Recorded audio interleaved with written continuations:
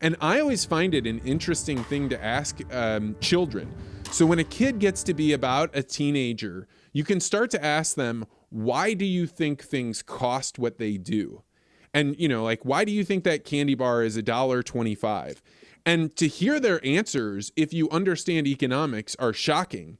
But then to extrapolate that out and realize, if you've never had economics training, it's not just a teenager that thinks that. It's a 40-year-old that believes that prices are set because the Snickers bars company really wants to just gouge as much money as they possibly can. And they do. But you have to have the other concepts of how much is demand, how much supply, where is the ratio of how big of a margin you can get before people start kicking back, and what their alternatives are. And I think that there is a huge percentage of our culture that has literally no understanding of economics. And so therefore, when you start talking about economic concepts, I don't even know how to describe what that conversation is. It's like talking to somebody about Monet painting where they're colorblind and you're not. Yeah, it really is. And it's a tough thing, Vance, because if I went into that conversation with somebody who, for lack of a better term, we'll call them progressive, and tried to explain economics or how capital markets work or how capital is allocated, I think I would probably be shouted at within 30 to 60 seconds of talking. So, you really have to give an elevator speech to try to captivate somebody's attention. And it's really, I don't want to call it necessarily a hopeless cause, but the people who have this misunderstanding of economics also have a bitter hatred towards a class of people that they don't understand. And that's the barrier you got to try to get over. And corporate America is a great example. There are people out there that absolutely hate corporations, yet they fail to understand that without the existence of corporations, many of the products they get for very little price, especially food, would be extremely expensive for them because nobody else has been able to manufacture in mass like corporations have.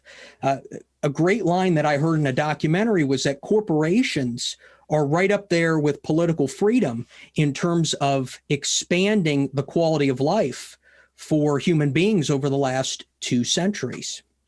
Well, and I would push back a little bit on your position on how the progressives feel about things, because I was definitely a person that felt like the table was tilted for a very long time. And I would say that was not from a lack of understanding about economics, but it was from a lack of a robust view of how complicated things were. And I think most people that are progressive, they are focused on one or two factors. And they're saying, hey, I want to make sure we don't forget about this. And I think one of the things that Milton Friedman did in that Freedom to Choose was there were two things that were happening. One is people were in person. And when you're in person and it has to be one person speaking and then another person speaking, there is a dialogue or there's an exchange of common courtesy or respect or just humanization of that I think is really important. And that's gone, right? We do not have places where that happen.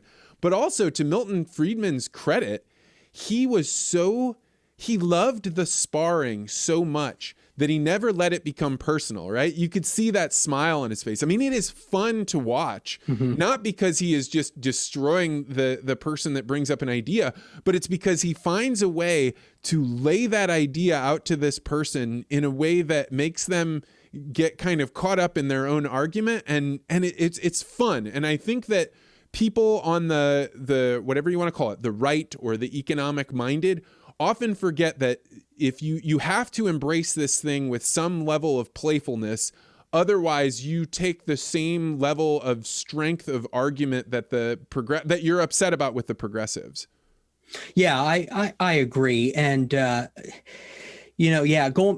back to Milton Friedman, he actually had in one episode somebody who was openly socialist in America. That was episode 1. And he had several government bureaucrats also in his series as well. So he and they were what I would consider experts in their area. He didn't take some ordinary person off the street and bring them in.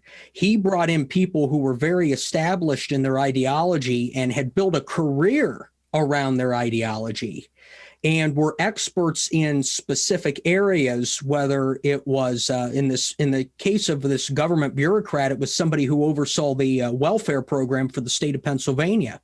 So he was very good at finding experts that he could have civil discourse with.